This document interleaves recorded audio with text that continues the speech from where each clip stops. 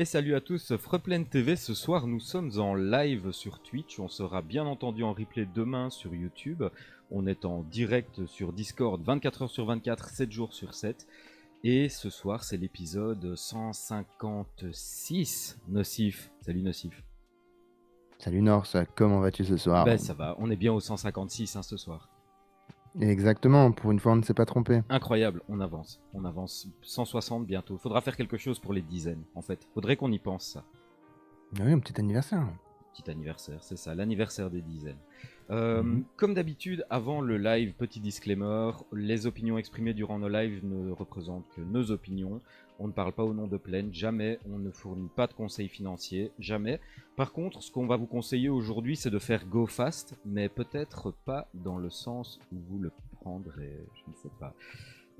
Ce soir, on parle dans notre dossier de la Upland Racing Series et on va parler un peu de tout ça en détail et voir un peu ce qu'on peut tirer comme informations truculentes et intéressantes de ce sujet. Mais pour commencer, alors au niveau news en vrac, déjà on a reçu le dernier drop 4, c'est ça? 1, 2, 3, 4. Oui, je pense que c'est le drop 4. Je pense que c'est le drop 4. Hein. Alors, ce drop 4, qu'est-ce qu'il a d'intéressant? Eh bien, déjà, il fournit à nouveau un nouveau type d'item, on va dire, donc des arrière-plans de Block Explorer. Ah oui, je me suis empressé d'équiper le mien. J'ai utilisé le petit Frost qu'on voit à l'écran là hein, tout de suite, enfin si c'est pas trop décalé. Très très fan, hein. Je suis très content de ces petites backgrounds de Block Explorer. Voilà, encore une petite touche, une petite note, un esprit un peu féerique, un peu frosty de la part de Upland. Ça fait toujours plaisir. Moi, ce que je trouve intéressant là-dedans, c'est vraiment cette arrivée de produits un peu sans se déclarer. Je suis persuadé qu'à un moment, c'est typiquement le genre de produit où il pourrait y avoir de l'UGC. Tu penses pas?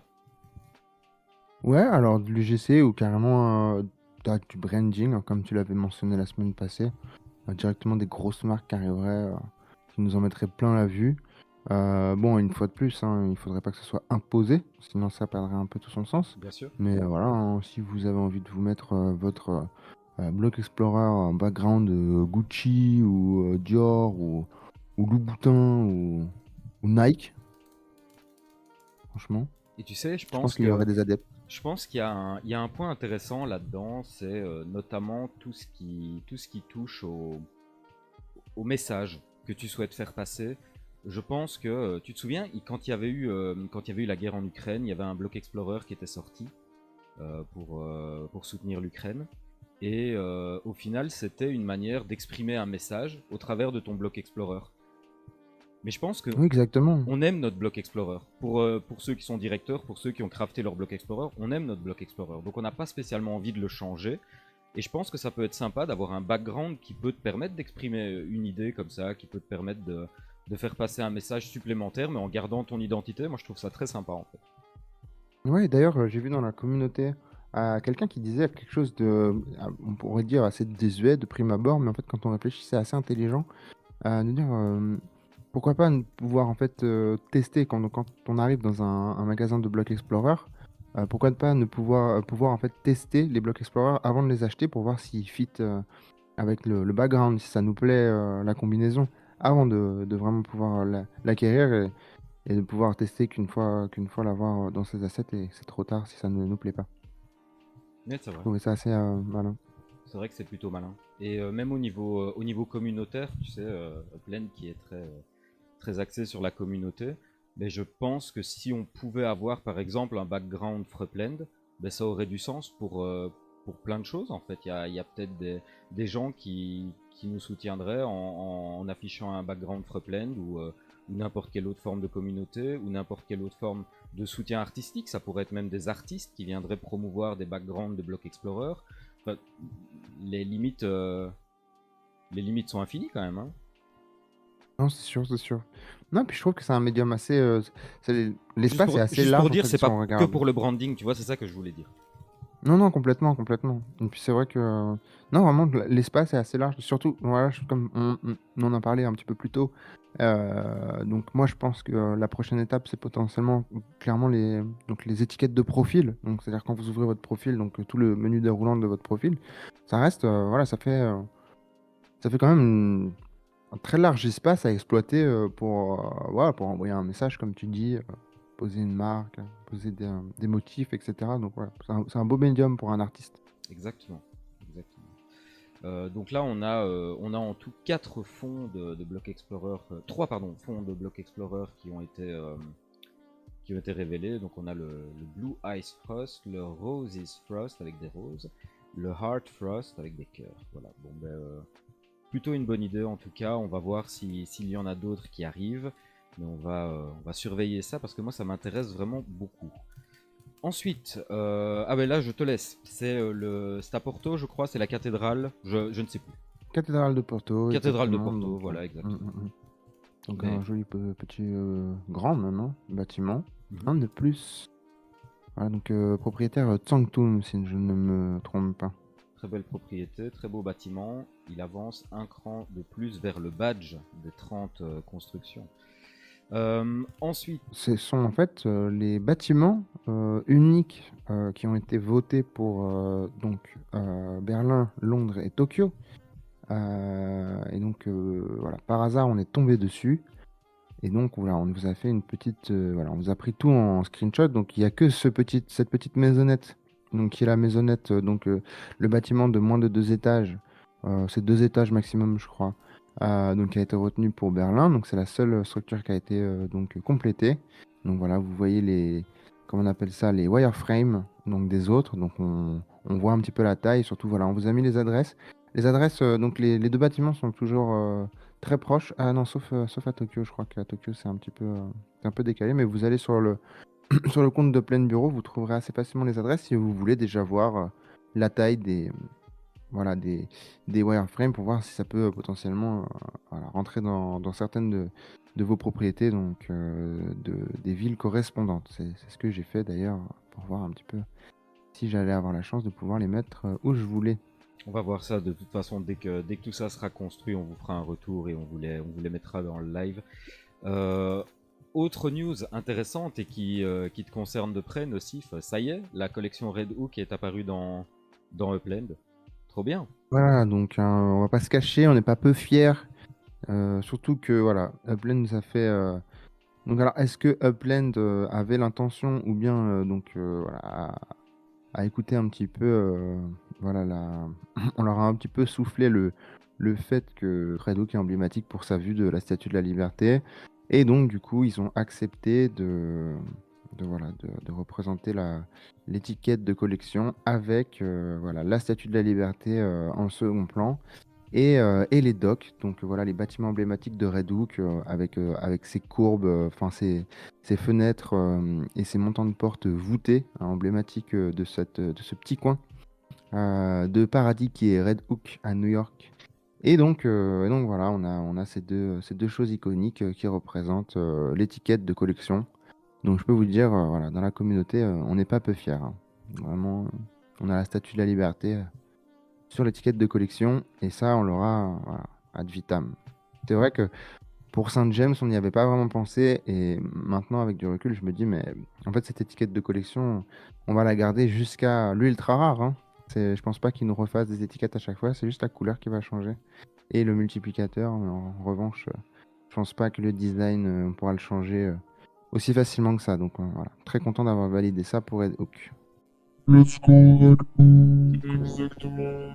Ensuite, écoute, tant qu'on parle de Red Hook, on va passer sur le neighborhood rating. Neighborhood rating cette semaine, qu'est-ce que nous avons? Au final, on n'a pas énormément de changements par rapport à la semaine passée. C'est exactement le même top 5. Donc toujours Merst Manor, Midtown Terrace, Kalewood, Greenwich Village et Praia da Bandera. Voilà, pas beaucoup de changements cette semaine de ce côté-là. On passe à l'étude de marché, Nocif. Let's go. Écoute, sur Diapradar en tout cas, le grand classique, hein, l'APLA toujours. Toujours l'APLA aussi au niveau du Daily Transaction Volume. On voit clairement la fameuse droite de tendance dont je parle chaque semaine maintenant, qui est bien à plat. Elle descendait. Pendant des mois, elle est allée vers le bas. Là maintenant, on est mis à plat. Est-ce que c'est un point d'inflexion qui va remonter ou qui va repartir vers le bas? On n'en sait rien. Mais on va quand même dire Nocif. Alors, on n'est pas une émission où on parle crypto. On parle rarement crypto chez nous. Mais visiblement, le monde des cryptos a l'air de se réveiller un petit peu pour l'instant. Il y a des mouvements qui sont un peu hors du commun, on va dire. Et est-ce que ça peut bénéficier à Upland, tout ça? D'ailleurs, le Bitcoin il vient de taper les 80K, là, à l'instant. Je vous ai eu. Mais oui, bien sûr. Nananananer. Bien Mais sûr. bientôt. Non, mais on est- sérieusement, on est à quoi? On est à 62 là ou quelque chose comme ça ou, Ouais, là, on est à 64 pour BTC versus dollar. Ah, on est à 64 60, 000. non, 60.4. Ah oui, ok, 60, d'accord. 60 400. 1400. Ok, d'accord. 60 000. Mais 1404. bon, Mais ouais, grosse fluctuation là. On arrive à un truc vraiment. donc, Ça ondule sec là. donc là Une minute, maintenant, ça prend 1000, ça redescend, ça reprend 1000. là C'est maintenant, ce qui va être c'est intéressant, c'est intéressant. comment ça va répercuter sur le marché de Blend, si ça se répercute, bien sûr. Pour Ah, mais c'est l'instant, intéressant que tu dis ça parce que c'est le débat qui bat son plein en ce moment même sur le général Upland. Donc, Mhm. quel ordre? Donc, Bitcoin, altcoin, Metaverse, Bitcoin, Metaverse, altcoin, Bitcoin, défi, altcoin, Metaverse, etc., etc. On Mhm. ne sait pas. Mhm. C'est Je l'avenir pense nous que, je rapportera les pense que c'est réponses. un débat qui ne mène pas vraiment quelque part. Exactement. C'est pas l'important de savoir dans quel ordre l'argent va ruisseler pour in fine arriver au métaverse. Ce qui est important, c'est de voir la création de valeur du métaverse. Et si le métaverse crée correctement la valeur, l'argent ruissellera directement. Le métaverse, en fait, pour l'instant, à mon avis, n'a pas encore une place définie dans cette hiérarchie que les gens essayent de classifier. On est sur un domaine qui est embryonnaire, où on construit quelque chose. Et si on est à la 17e place aujourd'hui, on pourrait très bien se retrouver à la 2e ou à la 3e place demain. C'est une question de création de valeur, c'est une question d'utilité. Donc moi, je réfléchis pas trop à ça, même si je comprends pourquoi ils le font. Hein. Je comprends qu'ils veulent essayer de calculer sur ce bull run-ci éventuellement, tiens, comment est-ce que l'argent va se déplacer et quand est-ce que on va être enfin rémunéré pour notre investissement. Voilà, je pense que c'est un peu ça la réflexion qu'il y a derrière. Par contre, je vois que dans le chat, on fait une remarque que je trouve assez intéressante. Euh, Clairement, l'engouement pour les cryptos va ramener, à mon avis, inévitablement des curieux. Des curieux qui vont chercher un petit peu quels sont les thèmes porteurs. En crypto, c'est toujours comme ça. Dès qu'il y a un bull market, il y a les nouveaux qui arrivent, ils regardent quels sont les thèmes porteurs et ils investissent là-dessus. Bon, ben là, clairement, sur ce bull run-ci, à mon avis, un des thèmes porteurs, c'est pour, allez, même pas pour dire Metaverse, on va dire GameFi. Et en ce, on est en plein dedans. Donc voilà, ceux qui chercheront le métaverse trouveront le métaverse chez nous. Ceux qui chercheront les NFT trouveront des NFT chez nous. Enfin voilà, après je vous refais pas le topo, mais je pense qu'on brasse suffisamment large avec Upland pour séduire pas mal de profils de crypto-investisseurs. L'analyse de marché, donc grand plat également au niveau du daily trading volume sur les trades et les swaps, il y a vraiment pas grand chose à noter. Alors là par contre, l'activité des car showrooms ces derniers temps, les courses arrivent, c'est logique. On sent clairement le marché qui est dicté par l'actualité ces derniers temps. On a senti le marché tiré par les map assets quand c'était la période des totems. Là maintenant, ce sont les courses, on sent clairement les car shops qui viennent tirer le marché. Donc il y a un beau relais qui est pris comme ça pour que au final il y ait une activité permanente et que le volume tourne. Et ce serait inquiétant si on ne nous avait pas annoncé il y a quelques semaines de ça maintenant les saisons. Parce que clairement, on se rend compte à quel point les événements deviennent cycliques, deviennent répétables, et à quel point tout ça va commencer à créer une boucle et à commencer à pulser. Tu vois ce que je veux dire? Exact. C'est cool, moi je trouve, hein, de constater ça. C'est rien de révolutionnaire, mais je trouve ça toujours beau de le voir. Ensuite, Je viens de vendre une voiture d'ailleurs. félicitations. Donc, c'est pour, T'as vendu quoi? c'est pour dire. J'ai vendu une TE, 150 000 OPEX. Donc, c'était Très un bien. petit peu au-dessus du marché. Donc ça veut dire que ça a raboté le bottom. Donc, ça monte, ça monte. cette semaine, qu'est-ce que nous avons? On a une perte de 2 dollars sur Manhattan, par contre on gagne 3000 EPEX, donc voilà, ça part d'un côté, ça revient de l'autre. San Francisco, 20 centimes d'augmentation et prix équivalent en EPEX. Londres, on est à 33 centimes d'augmentation, waouh, incroyable, les gains qui font tourner la tête.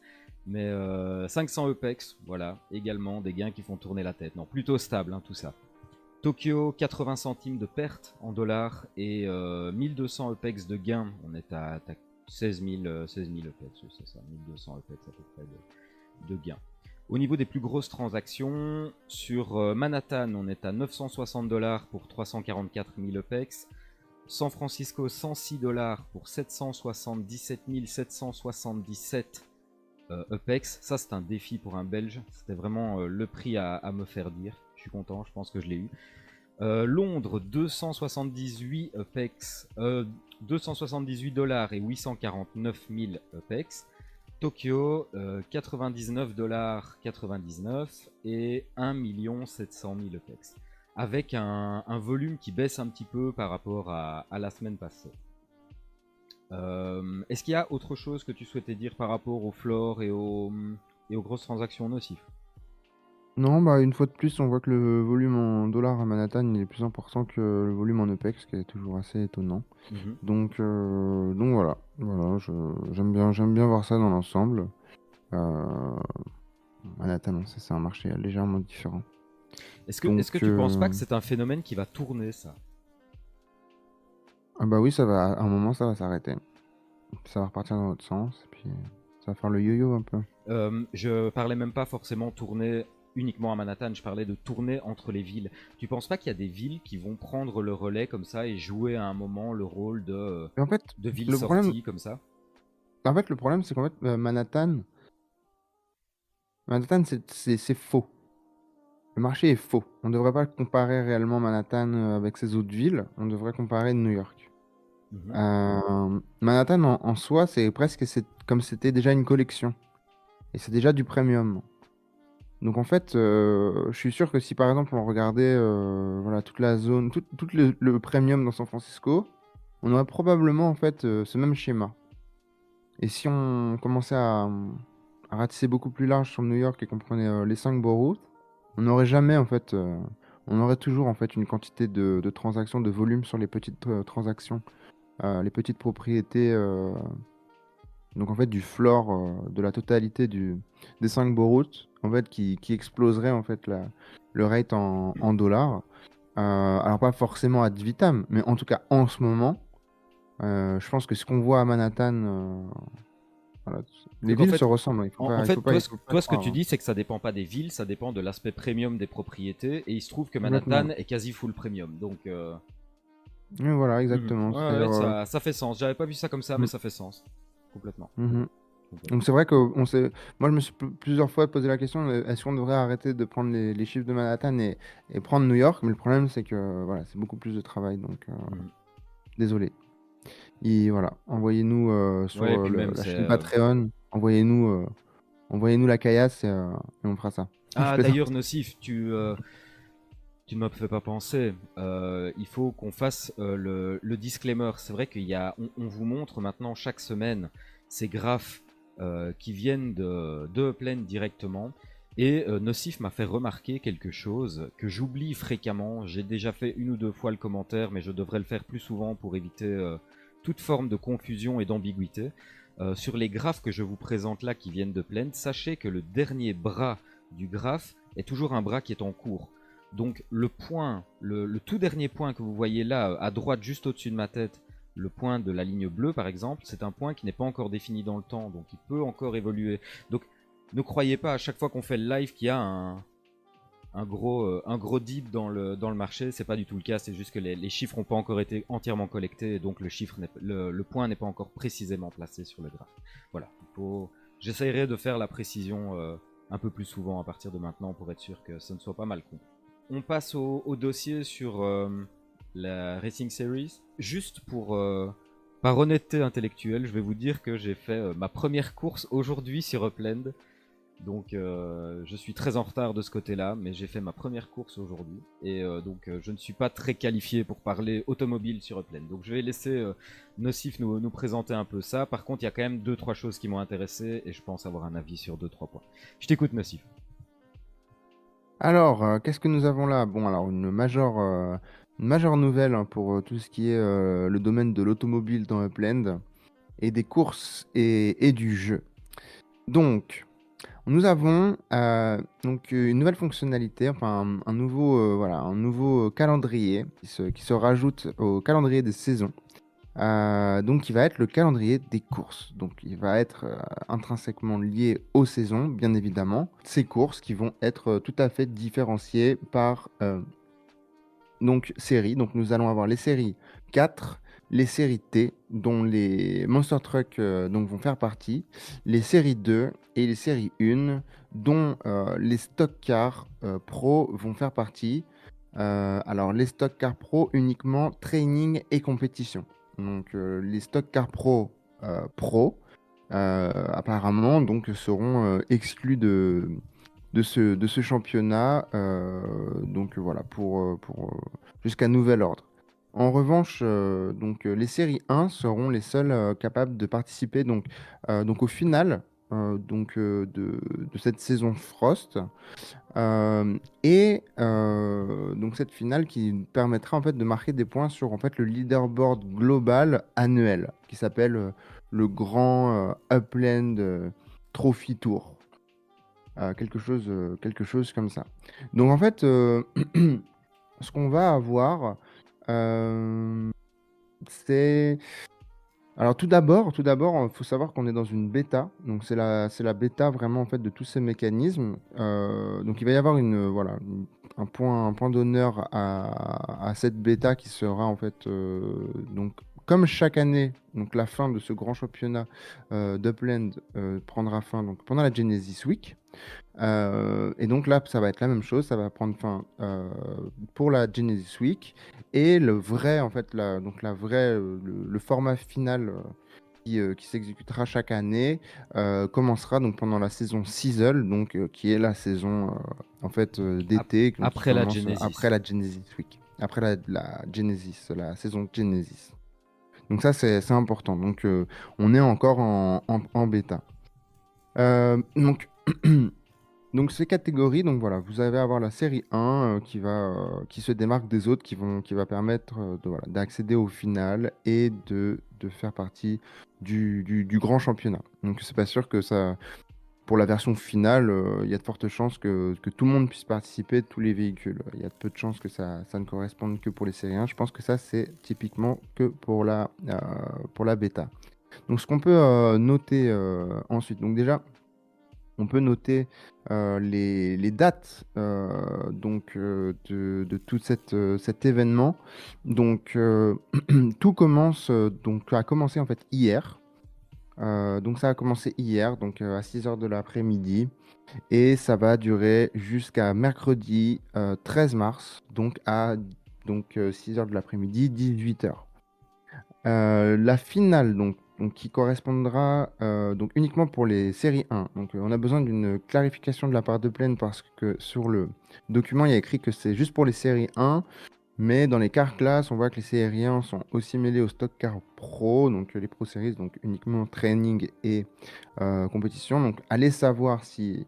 A priori, moi, je le comprends comme si il y avait juste en fait les séries 1 qui pouvaient participer. Donc, c'est pour les points globaux que vous pourrez participer avec votre stock car pro, mais uniquement pour mettre voilà, les points du leaderboard standard, pas pour les finales. A priori, juste pour les finales, il n'y a que les séries 1 qui pourront y accéder. Donc, bien évidemment, les séries 1, c'est la classe. Donc, c'est série 1, série 1E, série 1R et les trims spéciaux type UK, Miami, voire Genesis si vous êtes une méga whale. Hein. Euh, pour les séries 2, c'est la même chose. Hein. C'est les classes, etc., etc. Il y a les cartes aussi, je n'ai pas mentionné. Les cartes pourront faire partie, font partie, font tout à fait partie donc voilà, du championnat. de cet événement. Et donc, voilà, la série 1, donc les finales de la série 1 se tiendront du vendredi 15 mars, donc à 11h AM, donc qui font 20h. 18-20h, 20h, donc heure de Paris. Et du coup, nous avons voilà, les points. Donc, vous allez avoir accès à donc, des multiplicateurs pour les points que vous marquerez. Donc, ces points sont marqués ainsi de suite. Vous aurez un point pour les courses multiplayer. Euh, Ah, Race against alors, two others. Donc, c'est en les fait, c'est courses 3 multiplayer. minimum, hein. Les courses multiplayer, moi, ce que j'ai compris, c'est qu'elles te donnent des points en fonction du nombre de gens qui circulent avec toi, déjà, de base. Exact. Mais par contre, on peut pas mettre de points si on n'est pas 3 minimum. Oui, ça c'est une mise à jour qui a été faite sur l'article. Ouais, en fait, c'est juste une clarification parce que C'est ça, ouais. là, dans les points, il y a écrit Race Against Two. Mhm. Et en fait, c'était pas clair parce que c'est Race Against Two Other Real Players. Donc, ça fait 2 plus vous-même qui fait 3. Donc là, en fait, c'est le minimum. Alors là, vous marquez juste un point. Vous marquez absolument pas de points si vous n'avez pas ce prérequis. Ensuite, si vous êtes avec donc 3 donc, autres players, donc c'est-à-dire que vous êtes 4 en tout, vous marquez 3 points au lieu de 1. Si vous êtes un joueur de plus, donc 5, vous marquerez 5 points. Et si vous êtes Six. voilà, la grille complète, 6, vous ne pouvez pas participer à plus de 6, pour l'instant en tout cas. Donc là, vous marquez le total extrême majestueux de 10 points. Donc voilà, Plend nous incite à vraiment essayer de s'organiser pour avoir voilà, des courses complètement complètes et très compétitives. D'ailleurs, pour ce fait, sur Frapland, à partir de demain, vous aurez, donc sur le serveur Frapland, vous aurez donc accès à des rôles que vous pourrez attraper dans une chaîne spécifique. Vous pourrez récupérer des rôles par catégorie. Comme ça, ensuite, vous pourrez être ping ou ping, donc les autres joueurs qui auront récupéré ce rôle. Donc à votre guise et organiser vos petites courses. Donc voilà, on a trouvé que c'était plus simple que de vous le faire directement sur le serveur Frap plutôt que de vous envoyer avec les anglophones sur Cars. Donc on espère que cette logistique vous permettra d'avoir une meilleure expérience. Ensuite, donc ça ne s'arrête pas là, en fait, on va dire les multiplications de points. 2 points. Euh, Vous avez aussi C'est toute une stratégie, ces points, quand même, hein. Tant c'est qu'on en est à parler des stakes, comment ça marche? alors donc les steaks, en fait, ça commence donc a priori, Donc vous les stakes, mettrez ce sont des mises, hein, pour ceux qui... oui, exactement, c'est les mises que vous mettez, vous rentrez au début des courses. Donc c'est-à-dire que si la mise de course de base est d'un montant, en tout cas en fait ça va être d'un montant entre 1500 EPEX et 4999,99 EPEX, donc pour passer, avant de passer au palier du dessus. Donc là, à ce stade, le premier, donc le gagnant marquera 5 points, le second marquera 3 points et le troisième 2 points. Donc voilà, vous faites le calcul. Si vous donc, courez donc à 3, donc c'est-à-dire la course marque 1 point et vous finissez premier, donc plus 5, donc ça vous fait marquer 6 points. On va continuer avec les points, donc c'est-à-dire que si vous misez donc de 5000 UPEX, donc vous passez voilà, au barème supérieur, donc de 5000 UPEX de mise, donc jusqu'à 9999 UPEX de mise. Alors là, le premier marque 15 points, le second 11 points et le troisième 7 points. Ensuite, le barème d'après, donc c'est de 10 000 UPEX jusqu'à 14 999 UPEX. Donc là, le premier marque 25 points, le second 18 points, le troisième 12 points. Et pour finir, pour ce qui ira de 15 000 UPEX jusqu'à l'infini et au-delà, donc je crois que le maximum aujourd'hui qu'on puisse miser dans la plaine, c'est 100 000 par course, donc de 15 000 UPEX jusqu'à 100 000. Alors là, donc le premier marquera 50 points, le second 30 points et le troisième 20 points. Donc en fin de compte, pour maximiser, extrêmement maximiser, optimiser une course, alors il faudrait que vous fassiez une course à 6 et que vous misiez plus de 15 000 UPEX. Et dans ce cas-là, si vous finissez premier, vous marquerez 60 points d'un coup. Ce que nous allons avoir, c'est donc les finales. Donc la première finale, qui sera la finale de la saison Frost, se tiendra aux alentours voilà, de ces fameux landmarks, monuments, pardon, Et pardon, parce qu'il y a une nuance. excuse-moi de te couper, mais juste avant que tu n'expliques Ouais. ça, sur la slide que je passe là, il est clairement mis seulement les courses avec enjeu, donc avec mise, avec au moins 3 joueurs réels ou plus seront admissibles au point de Ok. classement. Donc pour moi, c'est clarifié. Ah oui, là c'est clair. Là c'est Voilà. clair. Et pardon, vas-y, reprends pour les finales.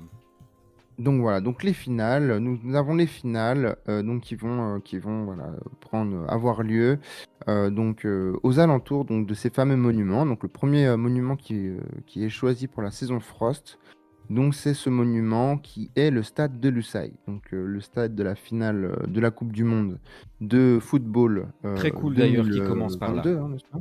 Mhm. 2022, 2023, 2022, je pense. Oui, exactement, exactement. Donc ça nous en C'était dit quand un petit même peu un coin plus qui sur ce mourait un petit que... peu, on va pas se voiler la face, c'était un coin où il n'y avait pas grande Oui, tout à activité, fait. et c'est cool de voir qu'ils font quelque chose. Oui, tout à fait, tout à fait. Oui, c'est vrai que bon, après, c'était...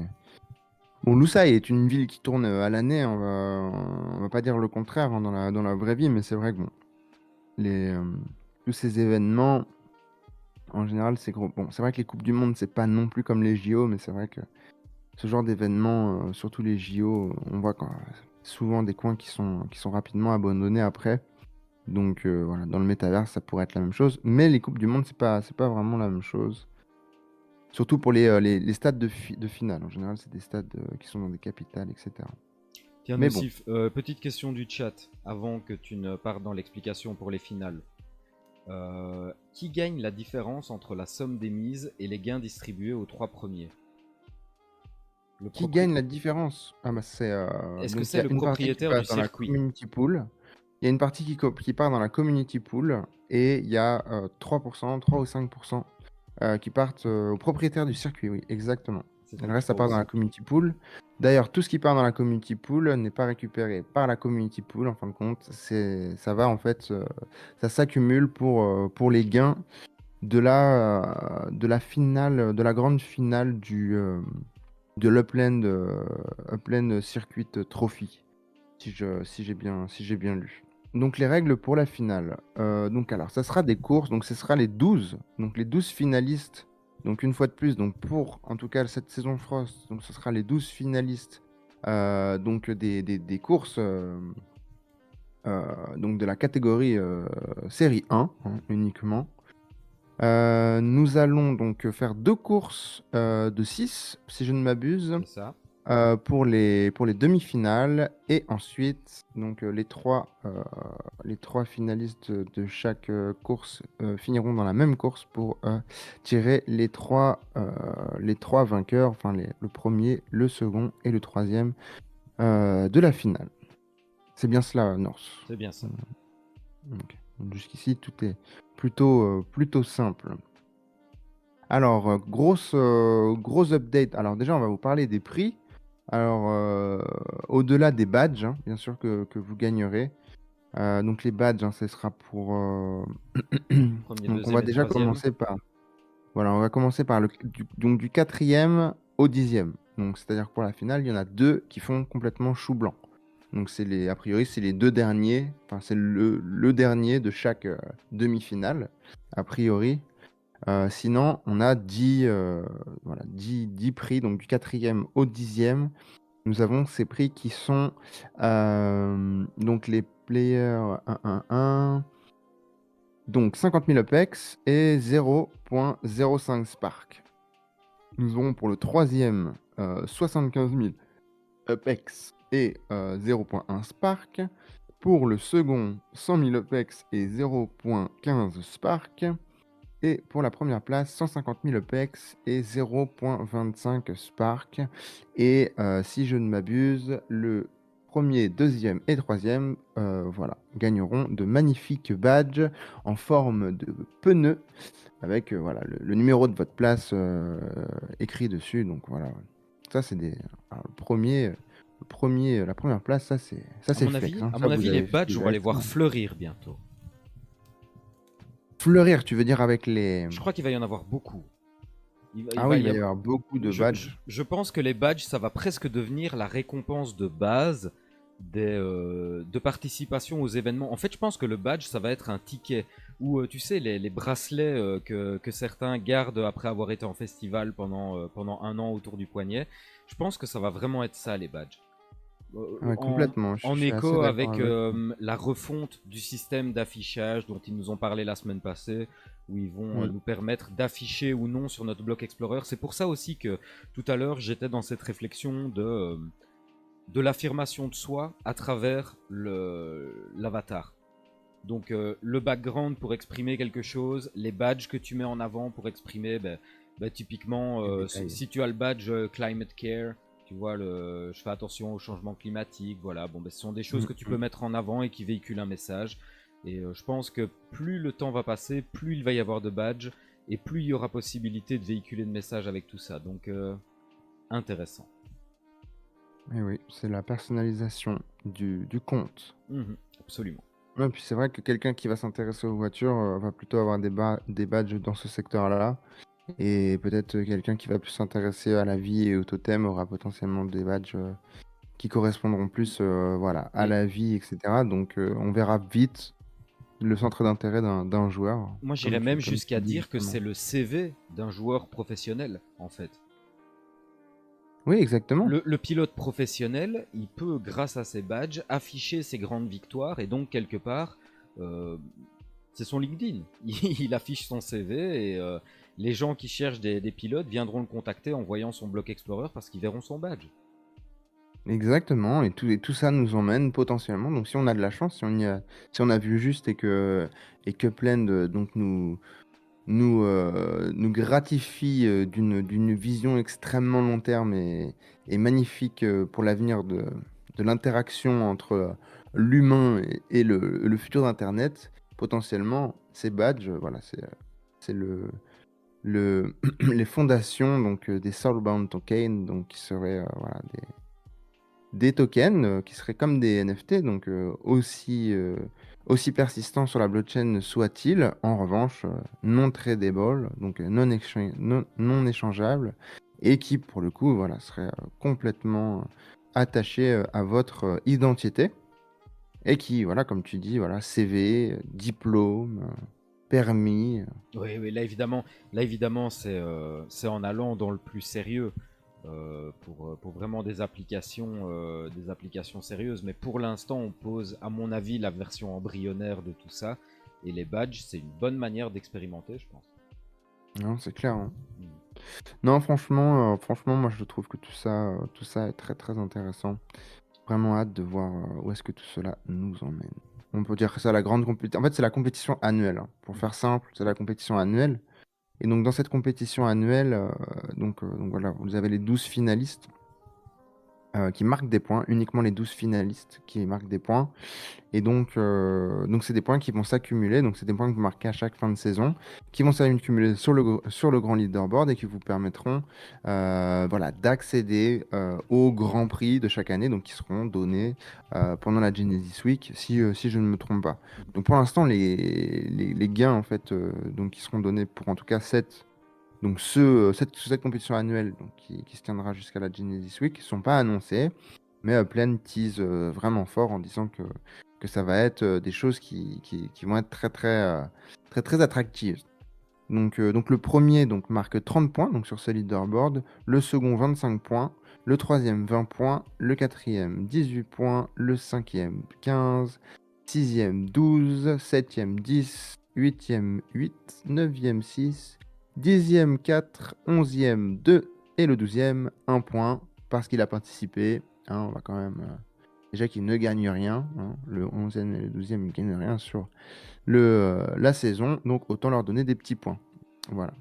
Donc voilà, ça clôture vraiment tout ce qui est mécanisme et points pour ces deux aspects de la compétition. Donc saisonnière et annuelle. Alors, comme je t'ai dit tout à l'heure, moi, les courses de voiture, c'est pas ma grande spécialité. Je vais m'y mettre, je crois, je vais commencer. Mais moi, ce qui m'intéresse beaucoup plus, c'est ce petit paragraphe qui est à la fin de l'article et qui parle des potentialités de développement de la mécanique. Et ça m'intéresse beaucoup plus parce que là-dedans, en fait, en très peu, on apprend beaucoup. On va passer en revue vraiment les points intéressants. Les points intéressants, bon, ben, c'est l'introduction du Max Performance Score. Comment tu comprends ça? À quoi ça servirait? Comment ça marcherait? Qu'est-ce que tu vois là-dedans? Moi, ce que je peux vous dire, qu'est-ce que ça va être exactement au départ? Bon, de toute façon, c'est pas extrêmement stipulé comment ça va se fonctionner, qu'est-ce qui va donner quoi pour l'instant. On voit bien que voilà, vous allez avoir potentiellement voilà, des pouvoirs gagner ou acheter, ou on ne sait pas trop comment ça va se passer, voilà, des boosts, ou une capacité de freiner avantageuse ou de tourner. Donc voilà. Donc, Ouais, d'ailleurs, ils mais nous ce ont créé que des petites infographies là pour qu'on puisse se rendre compte. sont très chou ces petites infographies. Donc, ils sont pas définitives, hein, a priori. Plein dit que c'est pour le Ouais, marketing. ouais, ouais, c'est juste à titre informatif. Mais en tout cas, c'est bien designé. On aime bien ce genre de petites goodies. Et surtout, ce qui est formidable, c'est qu'on voit donc à l'écran, je pense que vous voyez pas, mais en bas de l'écran, au même titre que voilà, sur les totems, il y a écrit en cycle, hors cycle, ce genre de choses.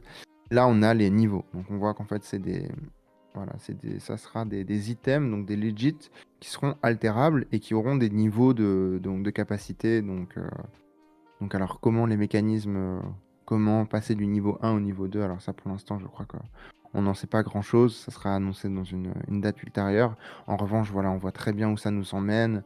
On voit très bien, voilà, pour tous ceux qui jouent aux jeux traditionnels de voitures, type Gran Turismo, type Forza, vous voyez très bien où ça nous emmène.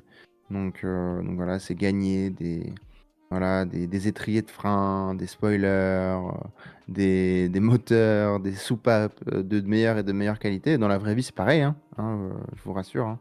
Plus vous avez la capacité technique et pécuniaire de pouvoir acheter du bon matériel, plus vous avez du matériel qui performe. Et donc voilà, Upland commence à mettre voilà, le pied dans la brèche à ce niveau-là et qui est somme toute une très très très très bonne chose. Donc on va voir si ça va vraiment déraper sur le pay to win. On faut pas oublier, hein, Upland c'est une plateforme capitaliste au même titre que quasiment tous les jeux aujourd'hui. On va pas se leurrer, hein. C'est pas sur ça que se joue la révolution, hein. On a toujours, voilà, on vit dans un monde où les gens n'ont pas les mêmes revenus. Et donc, voilà, la société est stratifiée, que ça vous plaise ou non. Donc, ça va se ressentir dans tout ce qui va être, voilà, l'écosystème blockchain, hein. Voilà, on est réaliste. Donc, voir à quel point Upland va vraiment. Donc, voilà, on va voir, on va suivre la politique d'Upland, de voir où ils mettent le curseur. Mais voilà, attendez-vous quand même que voilà, il y a pas mal de choses voilà, à acheter. Voilà, vous pourrez récupérer le travail des autres aussi. Je pense que si Upland joue vraiment la meilleure carte qu'il puisse faire, c'est voilà, le farming, créer une économie sur le farming. Donc c'est-à-dire voilà, réussir à récupérer des rewards en participant. Donc voilà, vous aurez les petites fourmis du système qui farmeront des objets, des cartes, voilà, des étriers de frein de plus en plus voilà, compétitifs et qui les revendront eux-mêmes en fait sur le second marché pour eux-mêmes se faire un revenu et laisser voilà, les joueurs qui auront les plus gros portefeuilles pouvoir récupérer ce travail et eux voilà, en tirer le maximum de profit. En tout cas, moi, c'est un petit peu comme ça que je vois la suite de tous ces mécanismes. Ce qui est cool aussi, c'est de commencer à s'imaginer à quel autre produit on peut étendre cette idée de level up. Quand tu regardes un peu, on a quand même quelques formes de NFT. Tu peux te dire que un jour les totems pourraient level up, les mementos pourraient level up. Peut-être qu'on a les réplicas qui vont arriver. Peut-être qu'il y aurait une mécanique de level up sur les réplicas. Il y a, il y a des choses incroyables à faire. Moi, la question que je me pose aujourd'hui, et le problème, c'est qu'avoir tellement la tête dans le guidon dans la plaine, c'est difficile d'avoir une vue d'ensemble sur tout l'écosystème. Mais je vois en fait toutes les mécanismes qu'il y a dans Upland et ce lointain, euh, voilà, et cette espérance qu'on avait d'avoir un jour des NFT évolutifs, etc., et de pouvoir altérer facilement la blockchain, etc.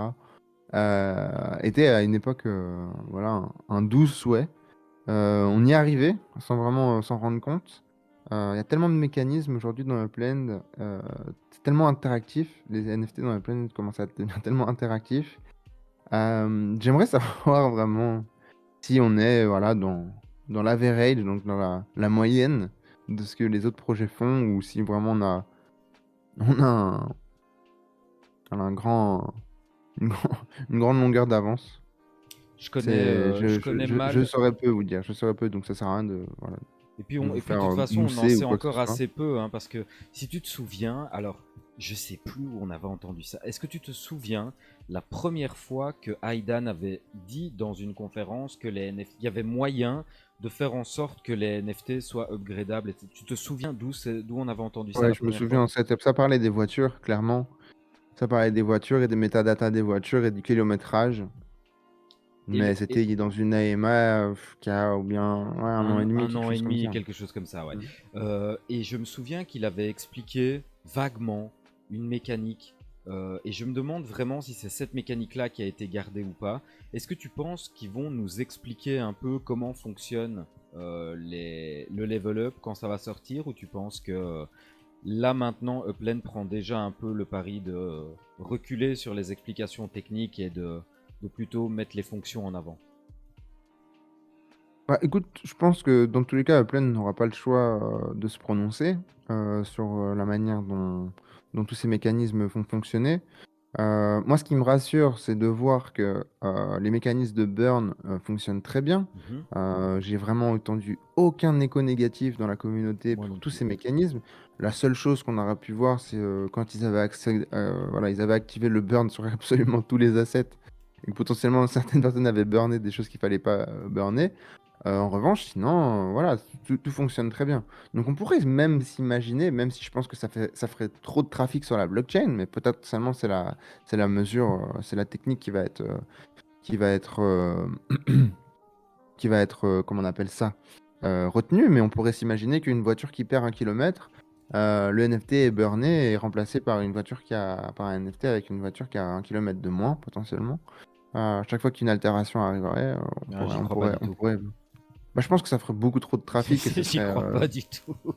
Non, non, Mais je en pense. même temps, ce serait le plus sécuritaire. Parce que Euh, changer les métadatas d'un NFT, bah, déjà d'une, ça revient un peu à le burner parce qu'il faut le reminter d'une certaine manière. Je pense pas qu'on puisse aller trifouiller dans les métadatas d'un NFT qui a déjà été piégé dans un bloc. Donc, à voir, mais dans tous les cas, je pense qu'on peut tous se rassurer, hein, en se disant que ça sera des NFT, que ça sera inaltérable, parce qu'il faut bien se rendre compte que Upland a pour but de pouvoir tout exporter sur d'autres blockchains, dans tous les cas Ethereum dans un premier temps, tous les NFT, donc on peut pas imaginer que ce soit des NFT avec des métadatas bancales qui puissent être exportés, ça aurait vraiment aucun sens. Donc ça, à ce niveau-là, on peut se rassurer, et on peut se rassurer aussi sur le fait que quand les mécaniques arriveront, donc Aidan montera bien évidemment au créneau pour nous expliquer bien évidemment comment tout ça marche techniquement. j'espère. J'espère, j'espère. Oui, ce Euh, serait très inquiétant, c'est ouais, pas le ouais, cas, hein. ouais, ouais, on est tout à fait d'accord là-dessus. Ouais. Est-ce qu'il y a autre chose que tout ça t'inspire? Est-ce que tu as encore quelque chose à dire, ou est-ce qu'on se dirige tout doucement vers la fin? Non, je pense qu'on a fait le tour. Bah, une fois de plus, c'est moi qui ai un petit peu, j'ai un peu monopolisé la parole. Donc, Écoute, est-ce que moi, toi, tu as des derniers thoughts, des dernières pensées? écoute, non, pas rien de vraiment très intéressant à ajouter à ce qui a été dit juste avant. Moi, je suis très content de voir arriver le level up sur les voitures, parce que clairement, après, l'étape d'après, à mon avis, ce sera les blocs Explorer. Je suis très très impatient de voir à quel point on peut développer les blocs Explorer et à quel point on peut les spécialiser. Je pense que ça va amener beaucoup d'intérêt, d'utilité pour le Spark, parce qu'à mon avis, ça va se forger au Spark l'expérience. Je sais pas encore trop, mais enfin voilà. Moi, je suis très très impatient de voir arriver tout ça. Ouais, exact. Alors moi, j'aimerais rajouter encore une chose, donc qui a été mentionnée, mais vraiment marquer le coup. Donc, ce que vous aurez donc, sur le serveur, donc voilà, les courses pour l'instant, en tout cas, ça va représenter une grosse partie du gameplay Upland. C'est vraiment pas une third part application, c'est vraiment Upland. On voit que voilà, ça va être un truc central des saisons pour l'instant. Donc voilà. Euh, Vous aurez accès sur le serveur à voilà, une chaîne où vous pourrez donc papoter et poster le code des courses. Mais en fait, vous aurez une autre chaîne où vous aurez besoin de réagir avec des emojis par rapport à la catégorie. Donc en fait, vous cliquez sur l'emoji, donc ce sera bien stipulé, telle catégorie égale tel emoji. Vous cliquez sur l'emoji donc qui sera en réaction en dessous du message. Et c'est en cliquant sur cet emoji, vous récupérerez le rôle, donc par exemple, voilà, série 1. Donc vous aurez dans la classification série 1. Là, à ce moment-là, vous pourrez aller dans la chaîne où poster les codes. Vous pourrez poster le code de la course que vous aurez créée pour, par exemple, les séries 1. Et donc pinguer, donc faire série 1. Donc on vous mettra exactement comment la nomenclature. Et là, à ce moment-là, toutes les personnes qui auront le rôle là recevront un ping. Et ça sera beaucoup plus simple pour vous d'organiser les courses. Donc voilà, ce sera un bon moyen de remplir les courses et de vous permettre de marquer un maximum de points. Donc voilà, Et si tout voilà, on ça va vous s'en semble un occuper peu abstrait, on postera un message dans les annonces pour réexpliquer un peu clairement la chose, quoi.